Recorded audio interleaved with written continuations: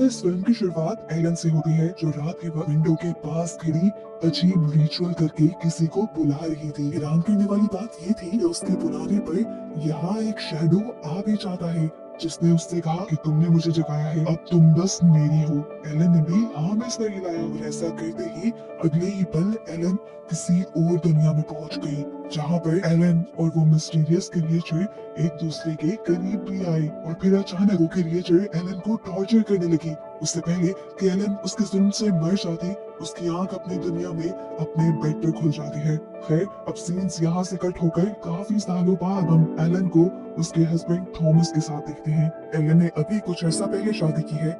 Thomas यानी Elon का husband एक रियल एस्टेट एजेंट है और आज उसे कंपनी की तरफ से ट्रांसिल्वेनिया जाने का ऑर्डर मिला है। उसे ट्रांसिल्वेनिया जाकर अपने क्लाइंट काउंट और लॉक के लिए एक घर ढूंढना था। काउंट और लॉक ये काम अपना खुद नहीं कर सकता था, क्योंकि वो काफी बड़ा था। एलन नहीं चाहती थी कि थॉमस उसे छोड़कर जाए, मजबूरी थी। वो जाने से पहले एलन को अपने दोस्त फ्रेडरिक की फैमिली के पास छोड़कर जाता है। जाने से पहले एलन ने उसे बताया था कि उसे आजकल डरावने डरावने नाइटमेयर्स आते हैं और उसे लगता है कि अगर थॉमस उससे दूर गया तो उसके साथ कुछ बहुत बुरा हो जाएगा। लेकिन थॉमस ने यहाँ उसे समझाया कि ये सब उसके दिमाग का वहम है। एलन ने थॉमस को अपने बालों वाला एक लॉकेट भी दिया, जो उसे हमेशा जल्दी वापस आने की ही याद दिलाएगा। सीन कट होकर अब हमें एक मिस्टीरियस आदमी को दिखाया जाता है, जो अपने गिर्द एक पेंटाग्राम बनाकर बहुत सारी लाइट्स जलाकर कुछ रिचुअल कर रहा है। ये कौन है और ऐसा क्यों कर रहा है, ये आगे जाकर पता चलेगा। फिर अब दिखाया जाता है कि थॉमस ट्रांसिल्वेनिया के करीब पहुंच गया था। वहाँ के लोकल लोगों से जब उसने ट्रांसिल्वेनिया में काउंट और लॉक के कैसल का रास्ता पूछा, तो सभी उसकी इस बात को सुनकर घबरा गए और सबने उसे मशवरा दिया कि तुम काउंट और लॉक के पास मत जाना, जहाँ पर तो काउंट और लॉक का नाम लेना भी बहुत बुरा माना जाता है। रात में थॉमस इन्हीं लोगों के पास स्टे करता है। आधी रात को उसकी आंख अजीब शोर से खुलती है। बाहर जाकर उसने देखा कि बहुत सारे लोग एक लड़की को घोड़े में बिठाकर कहीं ले जा रहे थे। उस लड़की ने कुछ भी पहना नहीं हुआ था। फिर वो लड़की उतरी और एक कबर खोलते हुए उसने एक आदमी के दिल में खंजर स्टैब कर दिया। उसके मुंह से खून निकला और यहीं पर थॉमस की भी आंख खुल गई और ऐसे हमें पता चला ये सब उसका ख्वाब था। अब उसकी आंख खुली चुकी थी तो उसने अपना सफर दोबारा कंटिन्यू करना शुरू कर दिया। लेकिन बाहर जाकर वो क्या देखता है, या पूरा गांव खाली है। ये बात अजीब थी कि रातों रात गांव के सभी लोग कहाँ जा सकते हैं। रास्ते में अब उसका टकराव एक टांगा गाड़ी से हो जाता है। शुक्र था कि वो इस एक्सीडेंट से बच गया, लेकिन उसने देखा कि दूर दूर तक और कोई भी नहीं था। शायद ये टांगा उसे ही लेने आया था। वो चुपचाप इस टांगा के अंदर बैठ गया, लेकिन इस टांगा में बैठते ही उसकी तबीयत बिगड़ने लगी। लेकिन फिर भी उसकी यही कोशिश थी कि वो किसी तरह अपने क्लाइंट से मिल ले। फाइनली अब वो काउंट और लॉक के कैसल में पहुंच भी गया था। यहाँ पे हर जगह बहुत अंधेरा था। उसे डर लगने लगा था। सामने खड़ा काउंट और लॉक भी बहुत डरावना दिख रहा था। इस टाइम हमें तो काउंट और लॉक को नहीं दिखाया गया, लेकिन थॉमस के एक्सप्रेशन से साफ नजर आ रहा है कि वो काउंट और लॉक से डर रहा है। काउंट और लॉक ने थॉमस से कहा, तुम बहुत लेट हो, मुझे तुम्हारी ये चीज पसंद नहीं आई और आज के बाद तुम मुझे काउंट और लॉक नहीं कहोगे, आज के बाद तुम मुझे माय लॉर्ड कहोगे। अब काउंट और लॉक थॉमस को कुछ खाने को ऑफर करता है। डरते हुए थॉमस जब उसके सामने ब्रेड काट रहा था तो उसकी उंगली भी कट गई। फौरन उसका हाथ काउंट और लॉक ने पकड़ लिया और उससे बोला कि मैं तुम्हारी पट्टी कर देता हूँ। उसका ये कहना था कि वहाँ थॉमस बेहोश हो गया। कुछ देर बाद जब थॉमस को होश आया तो कैसल में कोई भी नहीं था, काउंट और लॉक भी नहीं। वो और भी ज्यादा घबरा गया। तब काउंट और लॉक उसके पास एक कॉन्ट्रैक्ट लेकर आया। एक इस लैंग्वेज में लिखा हुआ था।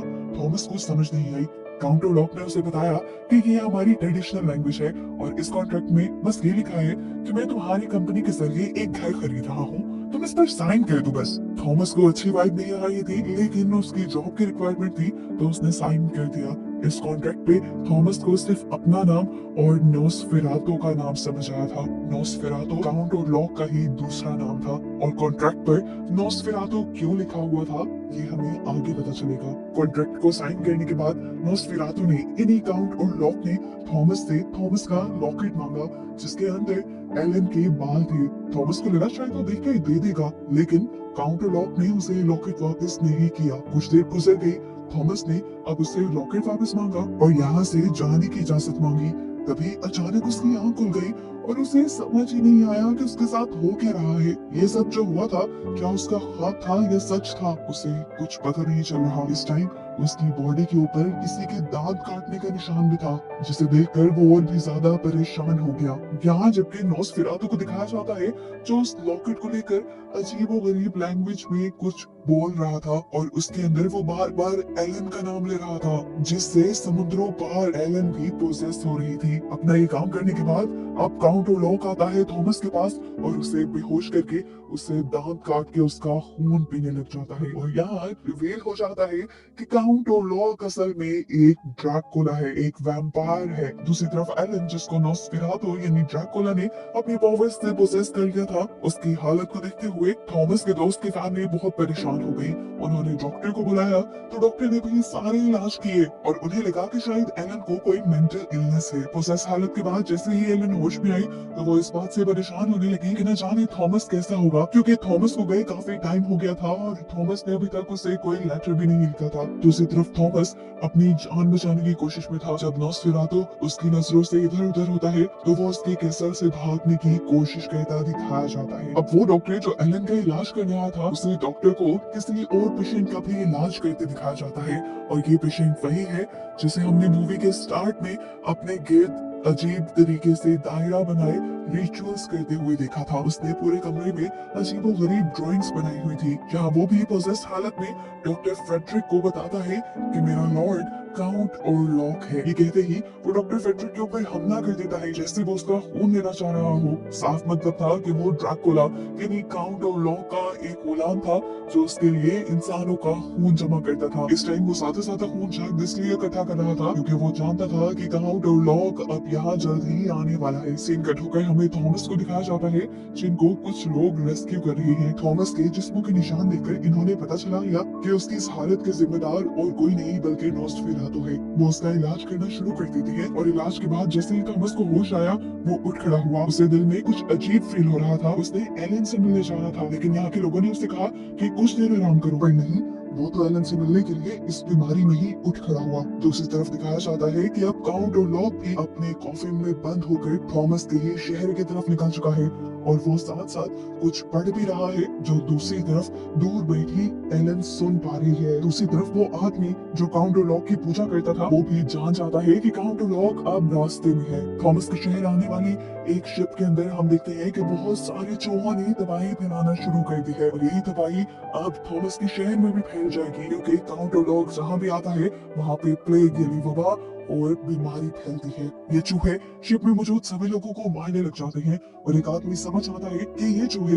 काउंट और लॉक के कॉफिन से निकल रहे हैं। वो जाकर काउंट और लॉक का कॉफिन खोलकर उसे मारने की कोशिश करता है, लेकिन यहाँ काउंट और लॉक ने उसे ही पकड़कर मार खाया। दूसरी तरफ हमें दिखाया जाता है कि अब एलन का इलाज करने के लिए डॉक्टर फ्रेडरिक के साथ एक और डॉक्टर भी आए थे। यहाँ पर अब एलन को बांध के रखा गया था। एलन डॉक्टर को बताती है कि कभी कभार मुझे ऐसा लगता है कि मेरी सोल इस दुनिया को छोड़कर कहीं और चली जाती है और आजकल तो मुझे फ्यूचर में होने वाली चीजों के बारे में पहले ही पता चल जाता है। कभी कभार मुझे समझ नहीं आता कि मेरे साथ क्या हो रहा है। मुझे ऐसी आवाजें सुनाई देती हैं जैसे मेरे कान में कोई बोल रहा हो, लेकिन वो क्या बोल रहा है मुझे समझ नहीं आती। साथ ही साथ उसे बहुत ही डरावने ख्वाब भी आते थे जिनसे वो हमेशा डरकर उठ रहा करती थी। बात करते करते ही एलन की तबीयत बिगड़ जाती है और उसकी बॉडी में जोर से झटके लगने लग जाते हैं। इस टाइम पर डॉक्टर फ्रेडरिक उसको जोर से एक निडल चुभोते हैं जिसका उसे दर्द महसूस ही नहीं हो पाता और वो समझ जाती है कि इस टाइम भी एलन की सोल इस दुनिया को छोड़कर कहीं और चली गई है। और यहाँ से उन्होंने ये भी अंदाजा लगा लिया था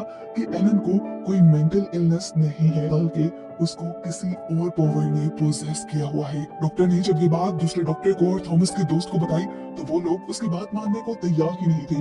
ये लोग यहाँ से चले जाते हैं और आधी रात में अचानक से एलन को होश आ जाता है। होश में आते ही वो भागकर दरवाजे की तरफ जाती है और दरवाजा खोल देती है, जहाँ वो देखती है कि एलन बेहोश पड़ा है। सेम इसी पॉइंट पे दिखाया जाता है कि काउंट लॉक की शिप भी खराब हालत में इस शहर के पोर्ट पर पहुंच चुकी थी, जहाँ आते ही वहाँ के सारे चुहे निकलकर इस शहर में फैलना शुरू कर देते हैं। और यहाँ पर वो आदमी जो काउंट ओलॉक की पूजा करता था वो भी जल्दी से अपने सेल से निकलकर काउंट ओलॉक से मिलने के लिए चला जाता है। दूसरी तरफ अब थॉमस का दोस्त और डॉक्टर फ्रेडरिक थॉमस के इलाज में लग चुके थे। दिन ब दिन अब शहर की हालत बिगड़ती जा रही थी। चूहे पूरे शहर में बीमारी फैला चुके थे, लोग मर रहे थे, खाने की भी यहाँ पर कमी हो चुकी थी। जबकि यहाँ अब काउंट ओलॉक और उसके गुलाम की बातें हम सुन पाते हैं, जहाँ वो कह रहा था कि मैं एलन को जबरदस्ती अपने साथ नहीं ले जा सकता, मुझे कुछ ऐसा करना होगा कि एलन खुद मेरे साथ जाने के लिए राजी हो जाए। वो गुलाम उसे कहता है जैसा आपका हुक्म नोस्फेरातु। और यहाँ हमें पता चलता है कि लैटिन लैंग्वेज में नोस्फेरातु वैम्पायर को कहते हैं, इसीलिए तो उस कॉन्ट्रैक्ट में भी नोस्फेरातु लिखा गया था काउंट ओलॉक की जगह। दूसरी तरफ शहर में बढ़ती हुई लोगों की मौत डॉक्टर फ्रेडरिक और उसके सारे डॉक्टर साथियों को मुसीबत में डाल देती है। डॉक्टर चेक करते हैं कि इन लोगों के जिस्म पर चूहों के काटने के निशान तो थे भी, साथ ही साथ किसी इंसान के काटने के निशान भी थे। और इन लोगों के जिस्म में खून बचता ही नहीं था। एक पूरे इंसान के जिस्म का खून पीना चूहों के बस की बात नहीं है। इस सारे सिलसिले में वो काउंट ओलॉक के गुलाम से बात करना चाहते थे, लेकिन वो तो अपने सेल से पहले ही गायब हो चुका था। उसी दिन गायब हुआ था जिस दिन नोस्फेरातु इस शहर में आया था। अब हर गुजरते दिन के साथ थॉमस को भी डरावने ख्वाब आने लगे थे और वो ख्वाब में ही एलन को अपने से दूर जाने को कह देता है। इसी रात एलन भी पोजेस हुई अपने बिस्तर से उठकर विंडो के पास चली जाती है और उससे कोई शैडो मिलने के लिए आता है। ये शैडो किसी और का नहीं बल्कि नोस्फेरातु का ही था, जिसने एलन को बताया कि थॉमस ने एलन को नोस्फेरातु को बेच दिया है और उसने कॉन्ट्रैक्ट पे साइन भी किया था। एलन ने बात मानने को तैयार नहीं थी और सच में थॉमस ने उसे किसी को बेचा भी नहीं था। नोस्फेरातु ने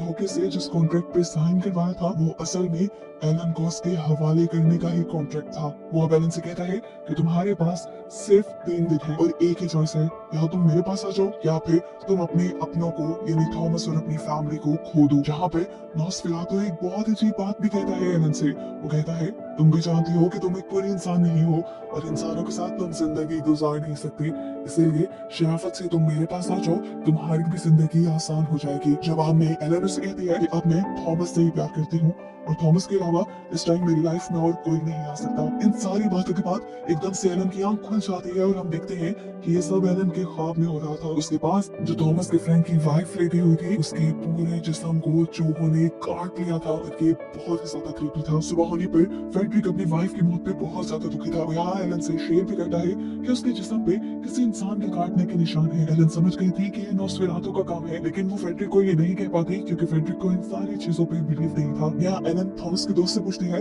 आखिर तुम मुझे पसंद क्यों नहीं करते? तब वो जवाब देता है मैं तुमसे नफरत नहीं करता, लेकिन मैं तुम्हारी बचकाना बातों पे बिलीव भी नहीं करता। मुझे लगता है कि तुम पागलपने के ड्रामे करती हो। और इसी पॉइंट पर वो एलन से कहता है कि तुम और थॉमस अब अपने घर जा सकते हो। दूसरी तरफ अब दिखाया जाता है कि डॉक्टर फ्रेडरिक अब उसी जगह आए हैं जहाँ पर नोस्फेरातु का गुलाम रहता था। वो यहाँ पर नोस्फेरातु के बारे में इंफॉर्मेशन इकट्ठी करने के लिए आया था और फाइनली उसे एक बुक मिल जाती है जिसमें वो आदमी नोस्फेरातु के बारे में लिखा करता था। इसमें लिखा था कि जहाँ जहाँ नोस्फेरातु जाता है वहाँ चूहे और वबा फैल जाती है और लोग मारे जाते हैं, तबाही फैल जाती है और शहर तबाह हो जाते हैं। और ये सब तब तक चलता रहता है जब तक नोस्फेरातु को अपने डिमांड वाले इंसान न मिल जाए। उसे याद आती है अब एलन की बीमारी, जिन्हें वो समझ गया था कि नोस्फेरातु एलन के पीछे आया है और अब एलन के साथ साथ थॉमस की भी जान खतरे में है। वो ये बात बताने के लिए फौरन एलन और थॉमस के पास जाता है। अब यहाँ थॉमस जिसकी तबीयत थोड़ी बेहतर हो गई थी वो इस शहर की खराब हालत को देखकर इस शहर को छोड़ जाने का फैसला करता है। और इस पॉइंट पर एलन थॉमस को अपनी जिंदगी का सबसे बड़ा सच बताने का फैसला करती है। वो बताती है कि नोस्फेरातु इस शहर में आ चुका है और वो सिर्फ मेरे पीछे आया है। उसने बताया कि मेरे पास कुछ साइकिक पावर्स थी जिसकी वजह से मैं इंसानों के अलावा दूसरी एंटिटी से कनेक्ट कर पाती थी, उनसे बात कर सकती थी और इसी पावर का इस्तेमाल करते हुए मैंने नोस्फेरातु को बुलाया। ये वही सीन है जो मूवी के स्टार्ट में हम देख चुके हैं। वो बताती है कि शादी से पहले मैंने नोस्फेरातु से एक कॉन्ट्रैक्ट किया था जिसमें मैंने अपने आप को उसे सौंप दिया था, लेकिन फिर मुझे तुम मिले, मुझे तुमसे प्यार हो गया और मैंने तुमसे शादी कर ली और इस सब में मैं अपना वादा नोस्फेरातु से भूल गई और नोस्फेरातु अब मेरे से अपना वादा पूरा करवाने ही आया है। ये सब बताते ही एलन की तबीयत बिगड़ जाती है, उसकी बॉडी में झटके लगने लग जाते हैं, आंखें उसकी ऊपर की तरफ मुड़ जाती हैं। समझ लें कि वो पूरी तरह पोसेस हो गई थी और उसकी ऐसी हालत को देखने के बावजूद भी थॉमस उसकी केयर करना बंद नहीं करता। यानी उसे एलन के पास से कोई मतलब नहीं था, वो आज में जी रहा था और उसे आज एलन से प्यार था। वो एलन को जोर से गले लगा लेता है और उससे वादा करता है कि वो एलन को कभी नहीं छोड़ेगा। और यहाँ ये दोनों काफी देर तक एक साथ रहते हैं। दूसरी तरफ डॉक्टर फ्रेडरिक, जो नोस्फेरातु को खत्म करने की रिसर्च कर रहे थे, उन्हें पता चलता है कि नोस्फेरातु को खत्म करने का कोई और रास्ता है ही नहीं सिवाय एलन के। यानी एलन के अलावा नोस्फेरातु को कोई भी नहीं मार सकता। अगले दिन खबर मिलती है कि थॉमस के दोस्त की वाइफ के साथ उसके बच्चे भी अब मारे गए थे, वो भी उसी वबा से। उनके फ्यूनरल पर थॉमस और एलन दोनों आए, जहाँ पर डॉक्टर फ्रेडरिक ने थॉमस से बोला कि अब वक्त आ गया है नोस्फेरातु को खत्म करने का। वो प्लान करते हैं कि वो दिन के बाद नोस्फेरातु का कॉफिन खोलकर उसके दिल में स्टैब करके उसे खत्म कर देंगे। जिसके बाद अब वो एलन से भी मिलते हैं। वो जानते हैं कि नोस्फेरातु को मारने में एलन का बहुत बड़ा किरदार है। उन्होंने यहाँ एलन से कहा कि तुम्हें अपना अधूरा काम पूरा करना है और मैं इस दौरान थॉमस को अपने साथ इन्वॉल्व करके रखूंगा। कि नहीं, डॉक्टर फ्रेडरिक का प्लान वो नहीं था जो वो थॉमस के साथ डिस्कस कर रहे थे। यहाँ पे सीन कुछ और ही चल रहा था। अगले दिन दिखाया जाता है कि थॉमस, डॉक्टर फ्रेडरिक और दूसरे डॉक्टर नोस्फेरातु के कॉफिन को ढूंढने के लिए निकल पड़े हैं, जहाँ उन्हें यह भी पता चलता है कि थॉमस के दोस्त ने सुसाइड कर ली थी दुख में। इस खबर ने थॉमस को बुरी तरह तोड़ दिया, लेकिन उन्हें यहाँ से मूव ऑन करना पड़ता है क्योंकि उन्हें मिशन पूरा करना था। जबकि घर पे दिखाया जाता है कि थॉमस के जाने के बाद एलन किसी दुल्हन की तरह सज जाती है। फाइनली थॉमस और उसके साथियों को भी नोस्फेरातु का कॉफिन मिल जाता है। ये लोग उस कॉफिन के अंदर स्टैब करके अपनी तरफ से नोस्फेरातु को मार देते हैं, लेकिन कॉफिन खोलकर पता चलता है कि उसके अंदर तो नोस्फेरातु था ही नहीं, बल्कि यहाँ नोस्फेरातु का गुलाम था। और हम जानते हैं कि नोस्फेरातु इस टाइम किसके बुलाने पे और कहाँ गया है। वो असल में एलन के बुलाने पर एलन के पास गया था। नोस्फेरातु के एलन के पास आते ही एलन नोस्फेरातु से कहती है कि मैं अब अपना अधूरा वादा पूरा करना चाहती हूँ, मैं अब तुम्हारी हूँ। ये कहते ही नोस्फेरातु उसे गले लगा लेता है और उसकी चेस्ट पे स्टैब करके उसका खून पीना शुरू कर देता है। नोस्फेरातु एलन का खून पीते पीते खो जाता है और इसी टाइम पर सुबह हो जाती है। सुबह का सूरज निकल जाता है और नोस्फेरातु को इस चीज का एहसास भी नहीं होता।